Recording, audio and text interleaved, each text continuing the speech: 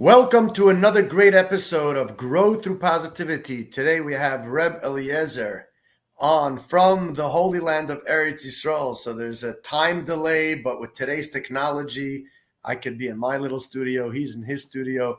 I'll let him introduce himself and we'll kick off to some great questions and share some great tips. Go ahead. All right, my name is Eliezer Blatt.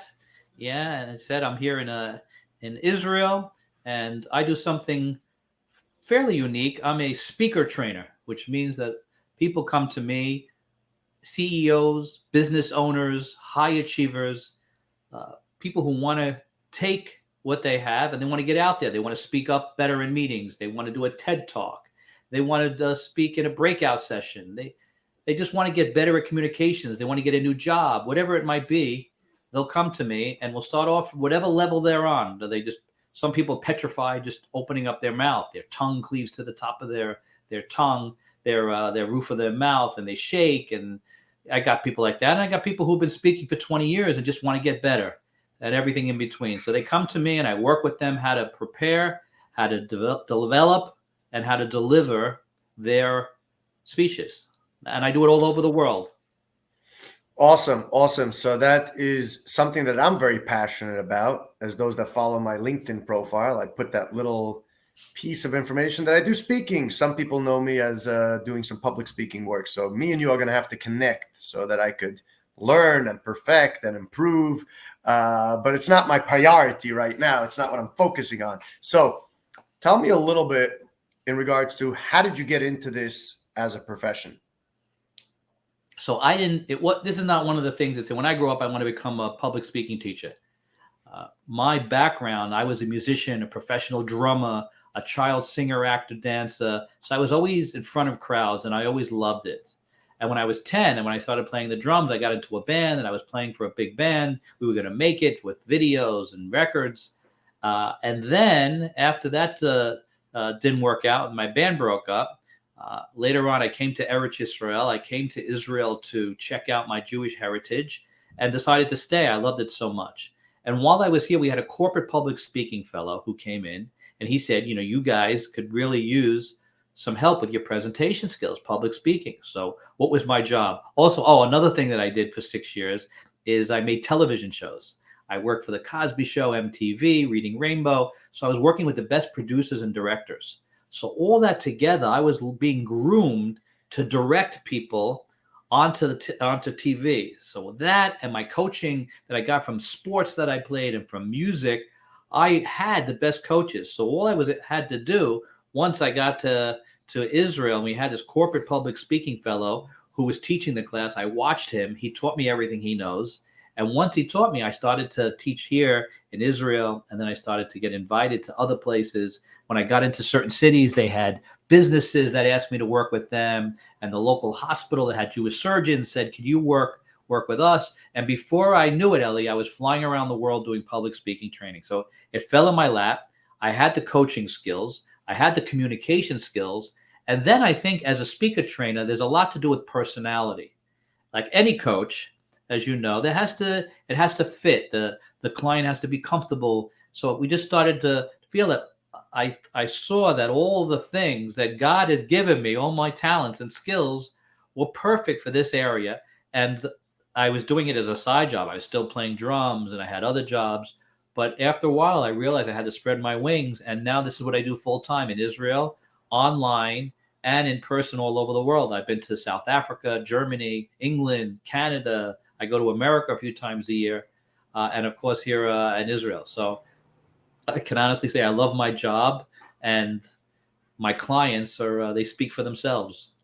Yeah, I heard a lot of good reviews, and that's why I have to put it as a bucket list for myself to get to it one day when public speaking becomes more of my top priorities, let's call it. So here's a question that I have for you, and maybe you can break it down and just simplify it for me. The beauty about being on stage, is it to understand your audience? Is it in the talent of communication? Or is it your confidence that matters most?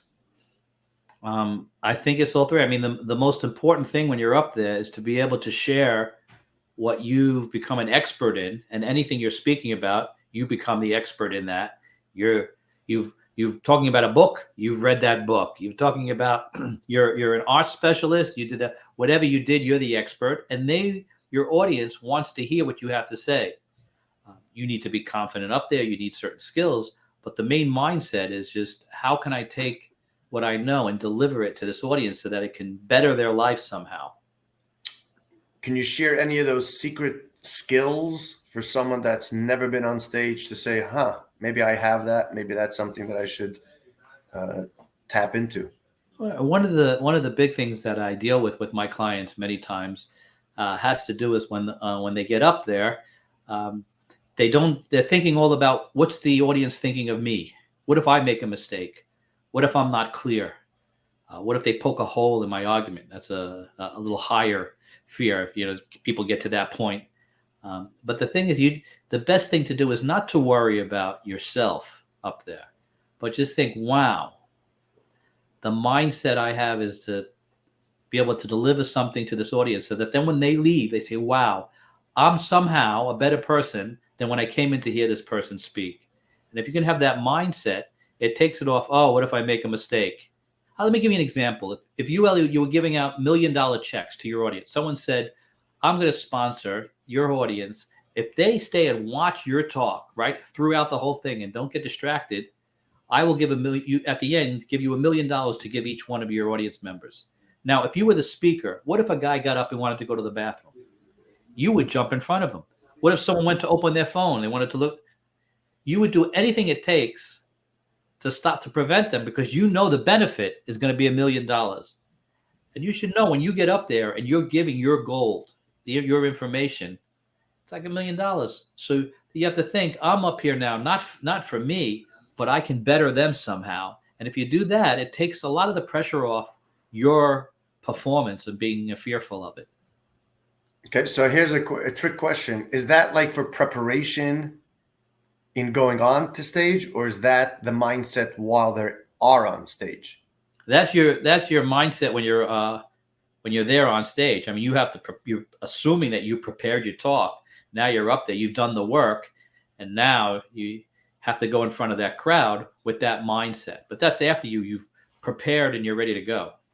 So very good. So that's what brings me to my next question. Before I ask it, I want to make sure I'm clear for the audience. So what is a secret for someone who's preparing to go onto stage? Other than the script, what can they improve or prepare in order to deliver an awesome speech? Because I went to a networking event yesterday, and one of the presenters are, Ellie, so, how did I do?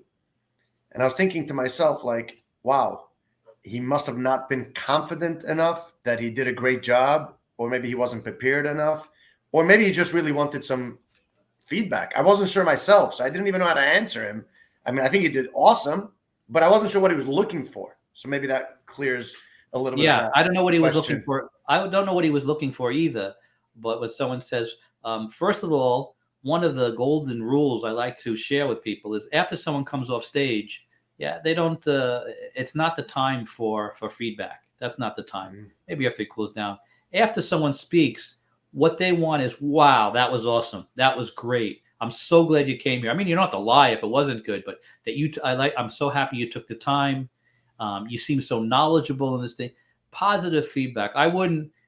People don't really want. I remember hearing a story. A fellow said to his boss, he saw him in the elevator. Now tell me, boss, how am I doing? So the boss said, you're doing great, Herb. He says, no, really, I can handle it. Tell me, boss. He says, no, you're really doing it. He goes, come on, boss. I need this. He says, Herb, come with me into my office. The guy goes into his office. He sits him down. He opens up a filing cabinet and he pulls it out. He takes out a file and he puts it on the table. What do you think is going through this guy's mind now? He didn't want to be in there. He didn't really want to know what the boss thought of. He just wanted a pat on the shoulder and you're doing great, keep over. You have to know how to give proper feedback is one of the things. When I'm teaching classes, a lot of times, like you just asked the question, I'll have students over there. They're so ready to jump on the person that I'm trying to coach and give feedback. No. You don't give feedback now. I'm the professional. you don't know how to give the proper feedback. I mean, it might come out right, but once my classes are working for a while, they see how I work for feedback. But feedback, like being a good parent, being a good spouse, you need to know how to do that. So it's good that when this guy got off the stage or someone's asked you, and your audience should know, they're not looking for, if you would have had more eye contact, you would have been more powerful. And I noticed that you were speaking a little fast. They don't want to hear that. Right. I heard from Simon. Yeah, I want to share this real quick. I know we're running out of time. Simon Sinek shared this in one of his podcasts that I watched, that a friend of his was performing on stage and he had no interest to be at that show, let's call it, like zero. Not, the whole thing doesn't interest him, but he had to go from the relationship perspective. So he sits through this 2-hour show and zero interest. But she comes off stage and Simon says, I think you really did well tonight. And just left it at that. Now, she pressed him for a little bit of feedback and, similar to that elevator story, Simon says, I'll share that feedback when I'm ready to share it. And a week later, they sit down for coffee and Simon says, look, I'm not passionate about the story, but I think in these 3 areas you did awesome. And these 2 areas, I think it could have been something to improve, So it's funny the way you say that, because you're right. When they come off a stage, and I've been on stage, I know everyone, you just want to hear how awesome it was, how impactful, the passion that came through, or the impact to the audience. Exactly. So going back to that question for a second, what is the tip? And I know that we have like 30 seconds for someone who's preparing to go on stage to build his confidence from a preparation. The biggest tip is to prepare. Take your talk, go over, say it out. Don't think it in your head. It's not the same when it comes out. Say it out a few times and ask yourself the question, record yourself. You'll see how long it was. Does it sound like I want it to sound like? Once you do that and you say it out and you practice it, and you're halfway there. Awesome. This brings us to the end of a short, great episode. I know there's a lot of gold in there. There were some nuggets, as we call it, right? People could learn from those few tips. But if you want to learn more and take a course and become awesome at it, because I've seen some people that have been through your class and it's changed their presence in the public speaking space. I've been following their journey, so I see it. Reach out to Reb Eliezer. He's right here on LinkedIn. Share with the audience your email address. And the email address, if you'd like to get in touch, is EBLATT, Eblatt 6, the number 6, @gmail.com. Yeah. Awesome. If you have a question or you want to reach out to me and find out what my process is, I'll be more than interested in speaking with you. Excellent. And for the audience that watched this and enjoyed it, please like it, share it, and comment. Spread the positivity. We'll be back with another episode. If you'd like to be a guest, message me right here on LinkedIn, and I'm happy to have you on. Thank you. Thank you, Ellie.